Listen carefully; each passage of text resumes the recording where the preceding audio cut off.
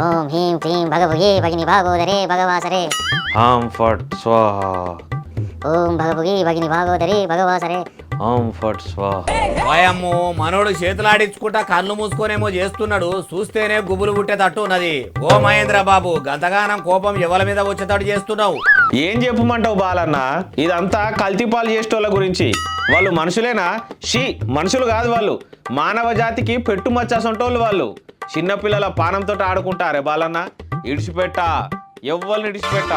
పసిపిల్లలు దేవునితోని సమానం అంటారు, గసోడిది వాళ్ళ జోలికెందుకు వాయ వీళ్ళు? అసలు మొత్తం ముచ్చట ఏంది చెప్పు జరా. చెప్పుతే నువ్వే తూ అని ఉంచుతావు, ఉంచితే వాళ్ళ మీద ఉమ్ము పడి వీళ్ళ మీద ఉమ్ముతావా అని ఉమ్ము నిన్ను అడుగుతుందని సప్పుడే కూకుంటావు కావచ్చు. అట్లా చేస్తున్నారు. ఒక్క ఆవు బర్రె లేకుండా 1000 లీటర్ల కల్తీ పాలు తయారు చేస్తున్నారట. ఏంది ఆవు బర్రె అసలు జీవాలు లేకుండానే పాలు చేస్తున్నారా? అవో గట్టెట్ల మహేంద్ర? గదే కదా, అడ్డమైన నీళ్ళల్లా కొన్ని కెమికల్స్ కలిపి బట్టల సోడా కలిపి అచ్చం పాల లెక్కనే తయారు చేస్తున్నారట. చూడనీకి తాగనీకి కూడా పాల లెక్కనే ఉంటాయి. ఇక అవి మంచి పాలు అనుకొని తెలియక తల్లిదండ్రులు ఏం చేస్తారు, పొద్దుగాలు లేవగానే పిల్లలకు లోటాకడ పోతారు.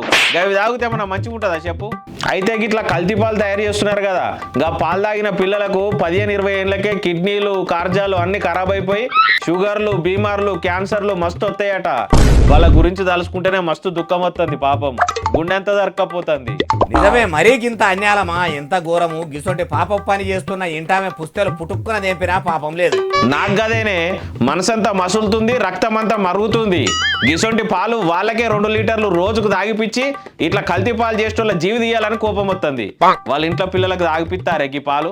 ఇట్లా కల్తీ పాల దందా జోరుగా అంతటా అవుతుందట. కానీ యాదాద్రి భువనగిరి జిల్లాలో మస్తుగా అవుతుందట. చుట్టుపక్కల ఉన్నోళ్లకు మొత్తం కల్తీ పాలే పోస్తున్నారట. రోజుకు 1000 లీటర్లు తయారు చేస్తున్నారు. వాళ్ళ తాన ఒక్క బర్రె ఉండదు, ఆవు ఉండదు. రోజు పొద్దుగా లేవాలి, నీళ్లు తేవాలి, అట్లా కెమికల్స్ కలపాలి, మంచి పాలని అందరికి పోయాలి. ఇదే పని పెట్టుకున్నారట. గిట్లా తీరొక రకమైన మోసం జరుగుతుందట పాలల్లా. గిట్లా కల్తీ పాల దందానే కాదు, ఇంకో రకమైన మోసం ఉన్నది.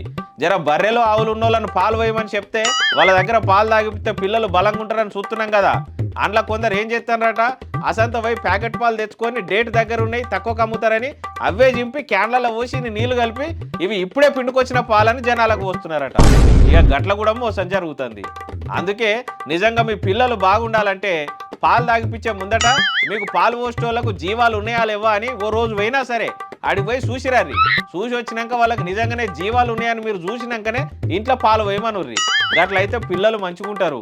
మన పిల్లల కంటే మనకి ఎక్కువ ఏముంటుంది చెప్పు? జర సోచాయించుర్రి. నిజమే, నేటి బాలలే రేపటి పౌరులు అనే సర్కారు కూడా పిల్లల పని ఖరాబు చేస్తున్న గిసొంటి కల్తీ పాలు తయారు చేసేటోళ్ళు దొరికితే గుబులు పడే శిక్షలేయాలి. గప్పుడే చక్కగా అవుతారు.